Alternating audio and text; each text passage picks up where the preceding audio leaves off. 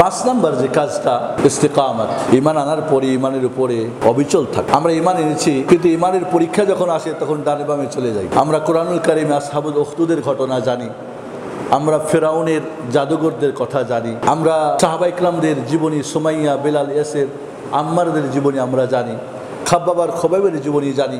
যে ঈমান আনার পরে তাওহীদের উপরে থাকার জন্যে, ইসলামের উপরে টিকে থাকার জন্যে, তাদের যে শিক্ষা এবং দীক্ষাকে তারা কন্টিনিউ করার জন্যে কি কষ্ট করেছেন। আমরা একটুতেই মরছে যাই, একটুতেই চলে যাই। রমজান মাস আমরা তারাবি পড়লাম 1 মাস। আমি তো বলি তারাবি তো না, তাড়াতাড়ি। তারাবির নাম হলো তাড়াতাড়ি। আগে ছিল ধীর স্থির ভাবে খুব রেস্ট নিয়ে নিয়ে নামাজ সালাত করলে সেটাকে বলা হয় তারাবি, কিয়ামুল লাইল বা তাহাজ্জুদ। আমরা এখন এটাকে তাড়াতাড়ি করে ফেলেছি।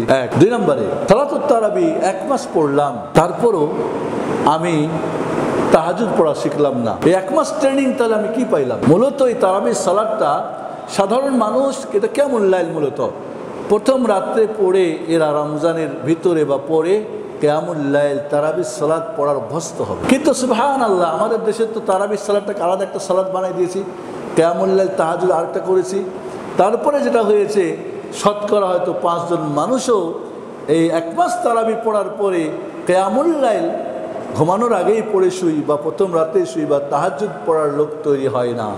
কি কন্টিনিউ করলাম তাহলে? আমি ফরজ রোজা করলাম, আমি হয়তো সওয়ালের 6টা রোজা রাখতে পারলাম না, 6টা করলাম সোমবার, বৃহস্পতিবার, বা ইয়ামে 20, 13, 14, 15 ব্যাপার, বা আরও যে সালাত সিয়ামে দাউদ একদিন পর বা মাঝে মধ্যে সিয়াম পালন করা। আমরা ফরজ পড়লে, আমরা জাকাত দিলাম রমজানে। এখন করোনা ভাইরাসে মানুষ বিপদগ্রস্ত, এদের কাছে কি আমরা কিছু হাত বাড়িয়েছি? তাহলে আমি কি শিখলাম? আমার কন্টিনিউ কোথায় জীবনের? এই জন্যে আমরা তওবা ইস্তিগফার করলাম, দান খয়রাত করলাম, আমরা জিকির আজকার করলাম, কোরআন খতম দিলাম। এখন আর কোরআন ছুঁয়েও দেখি না। প্রতিদিন 1 পারা করে পড়ে রমজানে একটা খতম দেওয়ার চেষ্টা করলাম। রমজান প্রায় বেশ অনেকদিন হয়ে গেল, এরপরেও আমরা কোরআনের 2-4-5 পারা পড়তে পারলাম না। তাহলে আমরা কন্টিনিউ কি করলাম? আল্লাহ রাব্বুল বলছে, ইন্নাল্লাযীনা ক্বালু রাব্বুনাল্লাহ থুম্মা ইসতাকামু ফালা খাউফুন আলাইহিম ওয়ালা হুম ইয়াহজানুন। যারা ঈমান এনেছে আল্লাহর প্রতি এবং ইস্তেকামাত করেছে, কন্টিনিউ করেছে, দৃঢ় পথ থেকেছে, অবিচল থেকেছে, নড়বড়ে না, ওর উপরেই থেকেছে, সেটাকে জীবনের বাকি জীবনে কন্টিনিউ করেছে, আল্লাহ বলছেন ফালা খাউফুন আলাইহিম ওয়ালা হুম ইয়াহজানুন। তাদের কোনো ভয় নেই, তাদের কোনো টেনশন নেই। উলাইকা আসহাবুল জান্নাতি খালিদিনা ফিহা জাযাআন বিমা কানু ইয়ামালুন। সূরা আহকাফের 13-14 নম্বর আয়াত আল্লাহ বলছেন যে এরাই হবে জান্নাতের চিরস্থায়ী বাসিন্দা, এদের আমলের প্রতিদান তাদের জন্যে। সুবহানাল্লাহ। তাহলে আমরা যদি আমাদের ঈমানের আমলগুলিকে কন্টিনিউ করি, ফরজের সাথে নফল করি, আরও করি, তাহলে আল্লাহ আমাদেরকে ভয়মুক্ত, টেনশনমুক্ত জীবন দুনিয়া আখিরাতে দিবেন। সূরা ফুসসিলাতের 30 থেকে 32 মত আল্লাহ বলছেন, ইন্নাল্লাযীনা ক্বালু রাব্বুনাল্লাহ সুম্মা ইসতাকামু তাতানাজ্জালু আলাইহিমুল মালায়েকা আল্লা তাখাফু ওয়া লা তাহজানু ওয়া আবশিরু বিল জান্নাতিল্লাতী কুনতুম তুআদুন নাহনু আউলিয়াকুম ফিল হায়াতিদ দুনিয়া ওয়াল আখিরাহ ওয়া লাকুম ফিহা মা তাশতাহি আনফুসুকুম ওয়া লাকুম ফিহা মা তাদাউন নুজুলাম মিন গফুরির রহিম। তাহলে সূরা ফুসসিলাত আল্লাহ বলছেন মুমিনে যে এদের ভয় নাই, টেনশন নেই। তাহলে আমরা যদি সত্যিই আমাদের জীবনে ইস্তেকামাত করতে পারি, করোনা এসেছে ভালো, এর জন্যে আমি বলছি না আপনি চলে আসেন মসজিদে, ভয় আছে তারপর আপনি বাড়িতেই থাকেন, কিন্তু মসজিদে এসে নামাজ হয়তো 20 মিনিটে হতো, বাড়িতে এখন 5 মিনিটে হয়ে যায়, তাহলে কেমন হলো? এটা হলো না। উঠো বসো না, আপনি ওখানে আরও বেশি লম্বা করে সালাত আদায় করেন, কারণ ইমাম সাহেব হয়তো তার মতো করে তিনি মিডিয়াম করতেন, আপনি লম্বা করেন। কে আপনাকে বলছে? ঘরেই তো বসে আছেন। আপনি কোরআন এখন বেশি করে তেলাওয়াত করেন, আপনি দান সাদকা আরও বেশি করে করেন। অনেক এরা দান খয়রাতের কাজ করছে, তাদেরকে হেল্প করতে পারেন, মসজিদের কাজ চলছে। তো আমরা বলবো যে এই যে আমরা যদি ইস্তেকামাতের জীবন গড়তে পারি, আল্লাহ বলছেন ভয় নাই, টেনশন নেই। লাস্ট যে কাজটা, আমরা ভয়মুক্ত, টেনশনমুক্ত জীবন, এবং আমরা এতে খুতবা শেষ করব, ইনফাক ফি সাবিলিল্লাহ, আল্লাহর রাহে খরচ করা।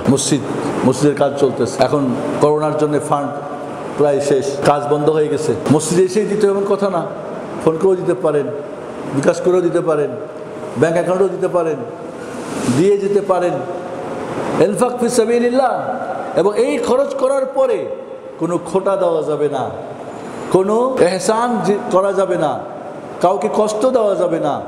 রাত্রে দিনে প্রকাশ্যে গোপনে যারা দান করবেন, সূরা বাকারার 262 নম্বর আল্লাহ বলছেন আল্লাযীনা ইউনফিকুনা আমওয়ালাহুম ফি সাবিলিল্লাহ থুম্মা লা ইউতবিউনা মা আনফাকু মান্নান ওয়ালা আযান লাহুম আজরুহুম ইনদা রাব্বিহিম ওয়ালা খাউফুন আলাইহিম ওয়ালা হুম ইয়াহজানুন।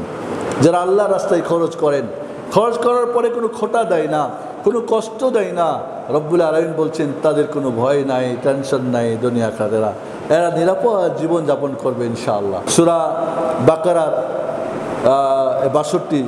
274 নম্বর আল্লাহ বলছে ইন্নাল্লাযীনা ইউনফিকুনা আমওয়ালাহুম বিল-লাইলি ওয়ান-নাহার সিররান ওয়া আলানিয়া ফালাহুম আজরুহুম ইনদা রাব্বিহিম ওয়ালা খাউফুন আলাইহিম ওয়ালা হুম ইয়াহজানুন।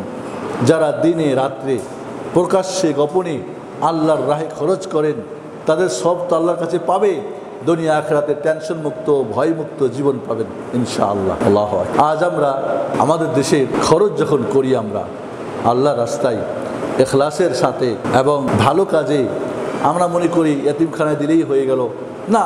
আপনি দেন, একটা সহিহ আকীদার মসজিদে দেন, মাদ্রাসায় দেন, একটা ভালো মানুষকে দেন। কত এই যে অবস্থায় যারা মধ্যবিত্ত, অনেক মানুষই এখন চাইতে পারছে না, অনেকেই হয়তো চাচ্ছে, ঘরে ঘরে যাচ্ছে, কিন্তু অনেক মানুষ যারা চাইতে পারছে না তাদের জন্যে আপনার কী করণীয় আছে? হয়তো আত্মীয় স্বজনের মধ্যে, আপনার নিজের পরিচিতর মধ্যে অনেকেই হয়তো এখন কাজের বুয়ারা আসে না, বাড়িতে আসতে দিচ্ছেন না, কিন্তু তার বেতনটা কি কন্টিনিউ করেছেন না বন্ধ করে দিয়েছেন? নাকি তারাও বেশি করে ওকে বলেছেন যে এটা তুমি নিজে খাও? কি করে খাবে ও? কি চলবে তার? কি অবস্থা হবে তার? এজন্যে আমরা এই কি বলে ত্রাণ বিতরণে আমাদের একটা ছিল দিনাজপুরে, আমার এবং কিছু ভাইদের নিয়ে আমরা একটা বিতরণের কাজ করে দেখলাম। সুবহানাল্লাহ। আমরা প্রথম কিন্তু একেবারে যারা খেটে খাওয়া মাঙে তাদের কাছে গিয়েছিলাম, পরে দেখলাম না বেশ কিছু মানুষ যারা চাইতে পারে না, এদের দুরবস্থা আরও কঠিন। তখন ওদের খোঁজ করে করে আমরা তখন চেষ্টা করলাম, প্রায় আমাদের ছেলেরা প্রায় 4.5 মিলিয়ন মতো টাকা, তারা 1000 টাকা করে ঈদ প্যাকেজ 500 করে বিভিন্ন দেখলাম যে না আলহামদুলিল্লাহ। এবং আমরা বলছি সেখানে তোমরা দাওয়াতের কাজ করো, দাও এবং বলো তাদেরকে আলহামদুলিল্লাহ এখন ঈদ প্যাকেজ তাদেরকে 500 করে দেওয়া হয়েছে, প্রায় 7.5 লাখ টাকার ঈদ প্যাকেজ দেওয়া হয়েছে। ঈদ প্যাকেজ আপনার সেমাই এটা ওটা যা লাগে এই ঈদের দিন খাওয়ার জন্যে। আমরা দেখেছি ওই লোকগুলির মাঝে আমরা একটা ভালো স্থান পেয়েছি তাদেরকে দিনের দাওয়াত করার জন্যে। ইনশাআল্লাহ হয়তো স্বাভাবিক হয়ে গেলে ওই লোকগুলির কাছে আমরা দাওয়াত নিয়ে গেলে হয়তো তারা গ্রহণ করবে ইনশাআল্লাহ। তো এই জন্যে আপনি দান দক্ষিণার হাতকে গুটিয়ে নিয়েছেন, রমজানে খালি জাকাত দিয়েছেন। আবার অনেকে জিজ্ঞেস করে জাকাত থেকে দেওয়া যাবে কিনা, মানে উনি আগামী বছর জাকাত দিবেন, ওই জাকাত এখন অগ্রিম বের করে দেওয়া যাবে কিনা। আরে জাকাত তো দিবেন, ওটা তো ফরজ দিতেই হবে, কিন্তু নফলও তো কিছু দেওয়ার চেষ্টা করেন, অভ্যাস করেন।